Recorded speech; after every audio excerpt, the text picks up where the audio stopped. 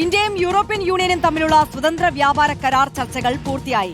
നാളെ പ്രഖ്യാപനമുണ്ടാകും. കരാറുമായി ബന്ധപ്പെട്ട നിയമപരമായ വശങ്ങൾ പരിശോധിച്ച ശേഷം അന്തിമ കരാറിൽ ഇരു രാജ്യങ്ങളും ഒപ്പിടും. അടുത്ത വർഷമായിരിക്കും കരാർ പ്രാബല്യത്തിൽ വരിക. YS അഭിനന്ദ് വിശദാംശങ്ങളുമായി ചേരുകയാണ്. അഭിനന്ദ്, ഇന്ത്യയുടെ വ്യാവസായിക രംഗത്തെ സംബന്ധിച്ച് വലിയ ഉത്തേജനം നൽകുന്ന കരാറാണ് ഇപ്പോൾ ചർച്ചകൾ പൂർത്തിയായിരിക്കുന്നത്. നാളെ ഔദ്യോഗിക പ്രഖ്യാപനമാണല്ലേ?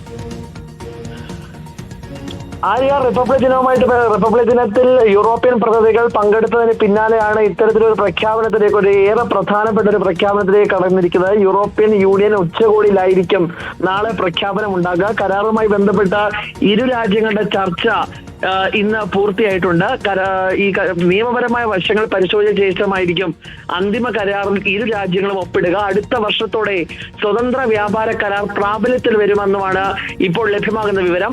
നിയമ നടപടിക്രമങ്ങൾ പൂർത്തിയാക്കാൻ 6 മാസത്തോളമായിരിക്കും സമയമെടുക്കുക. യൂറോപ്യൻ കമ്മീഷൻ പ്രസിഡന്റായിട്ടുള്ള ഉർസുല വോണ്ടർലൈനും ഒപ്പം തന്നെ കൗൺസിൽ പ്രസിഡന്റ് അന്റോണിയോ കോസ്റ്റയും ഇന്ന് പ്രധാനമന്ത്രി നരേന്ദ്രമോദിയുമായിട്ട് കൂടിക്കാഴ്ച നടത്തിയിരുന്നു. നാളെയും ആ കൂടിക്കാഴ്ച തുടരും. കരാർ യൂറോപ്യൻ യൂണിയനുമായിട്ടുള്ള മികച്ച സാമ്പത്തിക സംയോജനത്തിന് സഹായമാകുമെന്നും ഇരു രാജ്യങ്ങൾക്കുമിടയിലുള്ള വ്യാപാരത്തെയും നിക്ഷേപത്തെയും മുന്നോട്ട് നയിക്കുമെന്നുമാണ് വാണിജ്യ സെക്രട്ടറി രാജേഷ് അഗർവാൾ അറിയിച്ചിരിക്കുന്നത്. ആര് സൂചിപ്പിച്ചതുപോലെ തന്നെ ഏറെ സുപ്രധാനമായിട്ടുള്ള കരാറിലാണ് ഇരു രാജ്യങ്ങളും ഒപ്പുവയ്ക്കുവാൻ പോകുന്നത്. തീർച്ചയായും YS അഭിനന്ദാണ് വിശദാംശങ്ങൾ നൽകിയത്.